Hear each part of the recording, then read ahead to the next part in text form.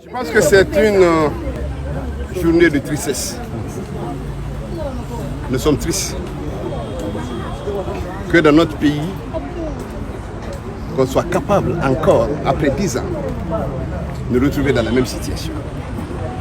Un enfant qui doit faire le brevet à la fleur de l'âge, qu'on abat à bout portant, comme si c'était un animal, comme si on était en brousse.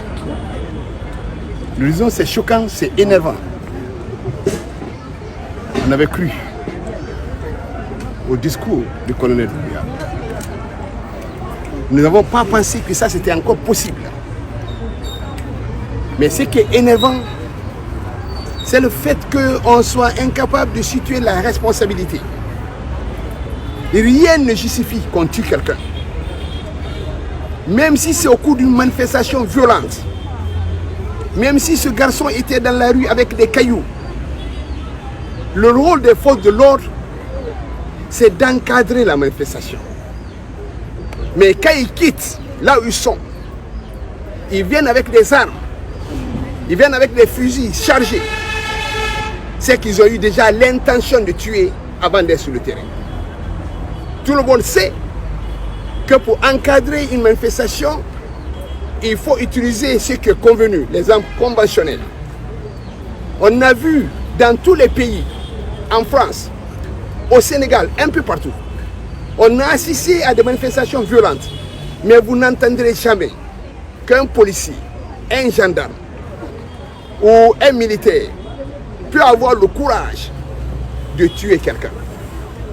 Nous avons écouté le discours du ministre de la Sécurité. C'est un discours. Mais nous avons pensé honnêtement qu'il serait allé plus loin. Parce que l'équipe qui est arrivée sur le terrain, a un chef. La police a à la tête un directeur national de la police. On aurait pu prendre des mesures conservatoires pour dire, puisque le directeur national de la police il est à Conakry, au moins le suspendre pour donner de la valeur, pour montrer qu'il y a une volonté de rendre justice. Nous disons que c'est inacceptable. 200 jeunes sont tués, enterrés au cimetière de Bambeto, pour lesquels il n'y a pas eu de justice, pour lesquels on n'a pas identifié les coupables. Nous sommes dans quel pays? Qu'est-ce qu'on veut pour ce pays?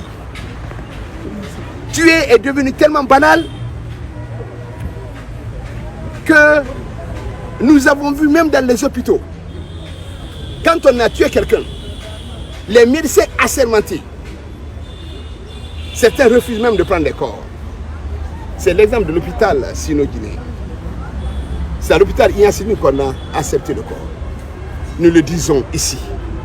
Et je pense que le colonel Doumbouya me regarde, je le dis ici. Cette situation doit être éclairée.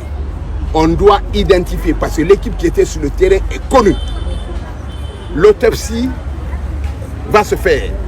Le procureur de la République a dit devant vous que d'ici le mardi, on saura ce qui s'est passé. J'espère que celui qui a tué ce jeune homme va servir d'exemple aux forces de défense et de sécurité. Je pense qu'à partir de ce décès-là, la prochaine fois qu'ils vont sortir sur le terrain pour encadrer une manifestation, ils s'arrangeront à laisser leurs fusils, leurs armes et les balles là où ils sont pour venir avec ce qui est convenu, ce que nous appelons les armes conventionnelles. C'est ce qui se fait, c'est ça la norme.